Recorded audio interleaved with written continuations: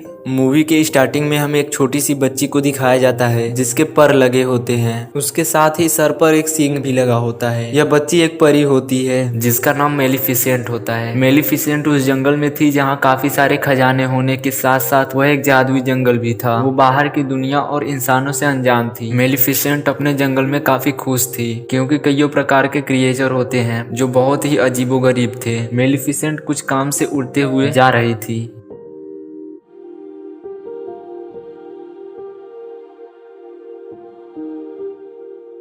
तभी उसे एक लड़का दिखाई देता है जो लगभग 10 या 12 साल का होता है। देखने से दोनों सेम एज के लग रहे थे। मेलिफिसेंट पूछती है, तुम कौन हो और यहाँ क्या कर रहे हो? वो लड़का जवाब देते हुए कहता है, मैं बगल के साम्राज्य से आया हूँ। मुझे एक हीरा मिला यहाँ से जो चमक रहा था। मेलिफिसेंट उससे वह हीरा मांग लेती है और जंगल के छोर तक उस लड़के को छोड़ने के लिए जाती है, जहाँ वो लड़का उससे कहता है, क्या तुम मेरी दोस्त बनोगी और क्या हम साथ खेल सकते हैं? लेकिन मेलिफिसेंट कहती है, यहाँ आना तुम्हारे लिए ठीक नहीं होगा, फिर भी देखती हूँ। तब वे दोनों हैंडशेक करते हैं। तभी मेलिफिसेंट को एक झटका सा लगता है जो उस लड़के के हाथ में पहने लोहे की रिंग की वजह से लगा था। वह बताती है कि लोहे से परियां जल सकती हैं। लड़का वहां से अपने किंगडम चला जाता है। वो लड़का जहां से आया हुआ था वहां का राजा इस जंगल पर कब्जा करना चाहता था। अब हम देखते हैं कि ये दोनों काफी अच्छे दोस्त बन चुके हैं। अब ये दोनों ही साथ खेला करते, जो इसी तरह कई साल बीत गए। अब ये दोनों काफी बड़े हो चुके थे, जो लगभग 16 साल के होते हैं और एक दूसरे को पसंद भी करने लगते हैं।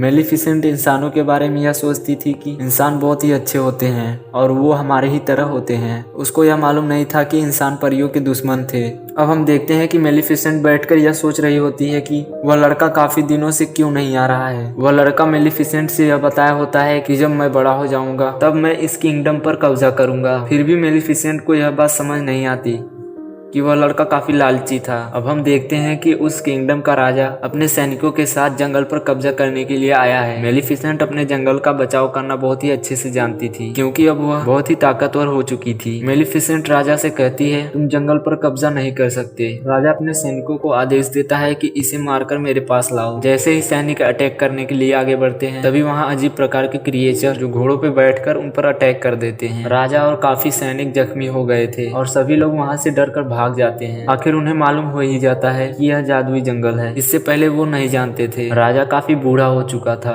वह महल के लोगों से बताता है कि वहाँ काफी खजाना है। मैंने तुम लोगों को पहले ही बताया था।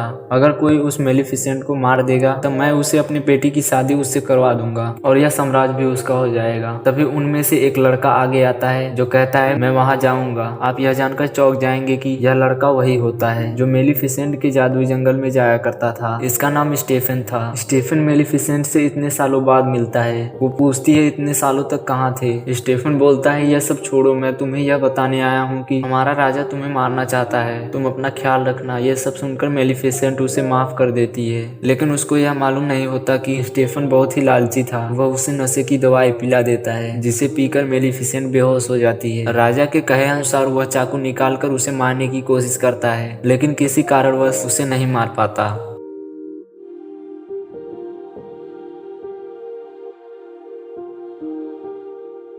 जब सुबह होता है तब मेलिफिसेंट को दिखाया जाता है जिसके दोनों पर कटे हुए थे और कटे हुए जगहों पे जख्म के निशान होते हैं। यह सब देखकर मेलिफिसेंट रोने लगती है। दूसरी तरफ हम देखते हैं कि स्टेफन उसके पर को लेकर राजा को दे देता है। कहे अनुसार राजा उसे इस साम्राज्य का राजा बना देता है। अब हम मेलिफिसेंट को देखते हैं जो बेहद ही उदास थी। वो कहीं जा रही होती है तभी वहाँ एक शिकारी कौवे को जाल में फंसाकर मारने ही वाला होता है। ये सब देख मेलिफिसेंट उस कौवे को इंसान में कन्वर्ट कर देती है जिससे शिकारी डरकर वहां से भाग जाता है और ये जो कौवा आदमी बन गया था वो बहुत ही खुश था। इसके बाद मेलिफिसेंट उसका नाम डेविल रखती है। अब डेविल उसे महल की सारी खबर लाकर देने लगता है जिससे मेलिफिसेंट को मालूम चलता है कि स्टेफन ने किंगडम पाने के लिए मेरे पर काटे। वो इंसानों से नफरत करने लगती है। हम यहाँ देखते हैं कि स्टेफन की बेटी पैदा होती है। जब सभी लोग सेलिब्रेट करने में मसरूफ होते हैं और किसी को कुछ मालूम नहीं होता कि वहाँ कौन आ रहा था। इसी का फायदा उठाकर मेलिफिसेंट अंदर आती है और उस बच्ची को विश करते हुए कहती है, तुम बहुत ही खूबसूरत हो, जैसे ही तुम 16 साल की होगी तुम्हारे हाथों में एक सुई चुभेगी और तभी तुम्हारी मौत हो जाएगी। स्टीफन रोते हुए कहता है, तुम मेरी बच्ची के साथ ऐसा मत करो, क्योंकि मेलिफिसेंट एक अच्छी परी होती है और उसके दिल में थोड़ी बहुत रहम आज भी जिंदा थी, जिसके कारण वो स्टीफन से कहती है, एक सॉल्यूशन है, यदि इसके 16वें जन्मदिन पर इसका सच्चा प्यार मिल जाता है तो यह बच सकती है। स्टीफन हारा हुआ उन छोटी परियों को पास बुलाता है और उनसे बच्ची को दूर ले जाने के लिए कहता है और जब तक यह 16 साल की ना हो जाए तब तक मत लाना, ऐसा बोलता है। अब तीनों परियां प्रिंसेस को लेकर काफी दूर आ चुकी होती हैं। स्टीफन की बेटी का नाम अरोरा होता है। प्रिंसेस अरोरा जहाँ होती है उस जगह का लोकेशन मेलिफिसेंट को पहले से ही पता होता है। मेलिफिसेंट उस छोटी बच्ची के पास आती है और उसे डराने की कोशिश करती है। यह सब देख प्रिंसेस अरोरा हंसने लगती है। जैसा मैंने बताया कि मेलिफिसेंट बुरी परी नहीं होती, जिसके कारण वो भावुक हो जाती है। वो जो 3 परियां होती हैं वो काफी लापरवाह थी, वे उसका देखभाल ठीक तरीके से नहीं करती थी। मेलिफिसेंट प्रिंसेस अरोरा को पहाड़ से गिरने से काफी बार बचाती थी। इसी प्रकार कईयों बार प्रिंसेस अरोरा की जान बचाया करती थी। अब हम देखते हैं कि प्रिंसेस अरोरा 15 साल की हो चुकी है। अरोरा जंगल में लगे उन बाउंड्रीज को देखते हुए यह सोचती है कि इन बड़े बड़े पेड़ों के उस पार आखिर क्या होगा। तभी उसे एक आवाज सुनाई देती है। वहाँ और कोई नहीं बल्कि मेलिफिसेंट होती है। वो जैसे ही बाहर आती है अरोरा डर कर थोड़ा चिल्लाती है और वो कहती है कि आपने ही मेरा बचपन से ख्याल रखा, लेकिन आप मेरे सामने क्यों नहीं आए? आपके साथ जो कौवा है वो भी मुझे पसंद है। मेलिफिसेंट को ऐसा उम्मीद नहीं होता। वो मन ही मन खुश होती है। वो अब नहीं चाहती कि उसका दिया हुआ श्राप उसे लगे। मेलिफिसेंट प्रिंसेस अरोरा को प्यार करने लगती है। वो दोनों खुशी खुशी एक दूसरे के साथ समय बिताया करते थे। एक रात जब अरोरा सोई हुई थी उस समय मेलिफिसेंट अपने श्राप को वापस लेने की कोशिश करती है, लेकिन अब बहुत देर हो चुकी थी। वह प्रे करती है कि उसका प्यार जल्द ही मिल जाए, क्योंकि उसका 16वां जन्मदिन आने ही वाला था। सुबह देखते हैं कि अरोरा मेलिफिसेंट से उसके पर के बारे में पूछती है। सारी परियों के पर होते हैं, लेकिन आपके क्यों नहीं है? मेलिफिसेंट ने यह बताया, एक इंसान ने मेरे पर को मुझसे अलग कर दिया। इतना कहकर वो काफी भावुक हो जाती है। एक दिन अरोरा अपने घर जा रही होती है, तभी वहाँ एक लड़का आता है। प्रिंसेस अरोरा और वह लड़का एक दूसरे को पसंद करने लगते हैं। अब हम देखते हैं कि प्रिंसेस घर चली आती है। तीनों परियों से कहती है, मैं मेलिफिसेंट के पास जा रही हूँ, अब मुझे जाना होगा। वो तीनों परियां ये सुनकर यह सोचती हैं कि अरोरा को पता चल गया कि उसके पेरेंट्स कौन हैं और वो अपने किंगडम जाना चाहती है। वे डर कर कहती हैं कि तुम्हें मेलिफिसेंट मारना चाहती है और उसके पास्ट में क्या क्या हुआ वो सारी बातें वे बता देती हैं। ये सब सुनकर अरोरा मेलिफिसेंट के पास जाती है। वह उदास मन से मेलिफिसेंट को कहती है, क्या वो तीनों परियां सच कह रही थी कि आप मुझे मारना चाहते हो? मेलिफिसेंट उसे बहुत ही प्यार से समझाती है कि हाँ यह सच है, लेकिन ये सब तुम्हारे फादर की वजह से किया मैंने, लेकिन अब मैं बदल चुकी हूँ, मैं नहीं चाहती कि तुम मर जाओ। यह सब सुनकर प्रिंसेस अरोरा काफी हर्ट होकर वहाँ से चली जाती है और सीधा अपने पिता स्टीफन के पास जाकर उसे गले लगाकर रोने लगती है। स्टीफन काफी गुस्सा था उन परियों से।